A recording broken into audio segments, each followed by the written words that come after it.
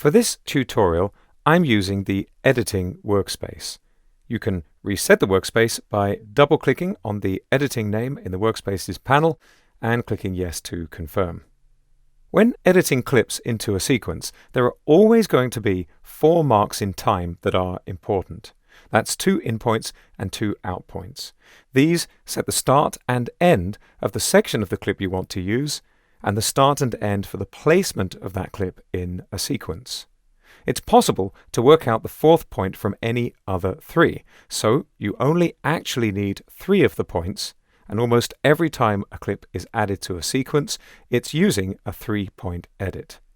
Now let's try this out. I'm going to open up my assets and find this butterfly clip in my project panel, and I'll just drag the whole thing into my sequence. Well, that works perfectly well, but it's not really a 3-point edit. Any marks in the sequence are ignored, and of course I haven't specified an in or an out point for the source clip. So I'm going to undo with Ctrl-Z here on Windows or Command-Z on Mac OS. Now in the source monitor, I've got my playhead pretty much lined up where I'd like an in point, so I'll click to add one of those, and then I think perhaps just as the butterfly's wing is near the edge of the screen, I'll mark an out point. In the timeline panel, I'm going to add an in point only. I'll position my playhead where I want it, and I'm going to press the I key to mark an in point, and I'm going to move the playhead out of the way. Now, if you don't have an in point, the playhead will be used as the in point, but I want you to see the long way round to fully understand this workflow first of all. We have our 3 points.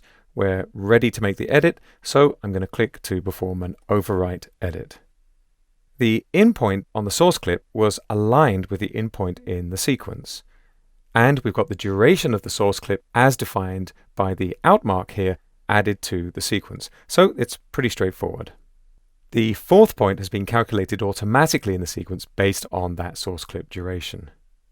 You can exclude any of the 4 points. For example, I'm just going to undo again and again to get rid of those marks in the timeline panel, and I'm just going to mark an out point. I'm pressing the O key here on the keyboard, and again I'll move the playhead out of the way.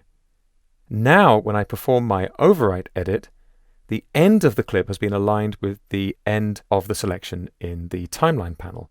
If I just move the playhead back a touch, you can see we're right there at the end of the action. This is great if you've got a piece of action at the end of the clip that matters rather than at the beginning. You can still time it with events in your sequence.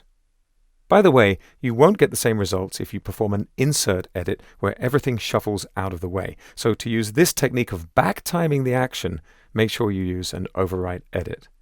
I'll just undo again and again.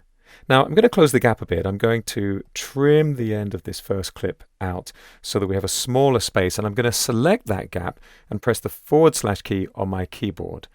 This automatically marks the gap, so I can fill it with the contents of my clip. Over in the source monitor, I'm going to right click and I'm going to choose clear in and out. I'm going to choose an in point. That works pretty well for me, and I'm going to perform the overwrite edit. This time, the duration has been specified by the in and out points in the sequence rather than in the clip. And because we had an in point in the clip, it's been aligned with the in point in the sequence.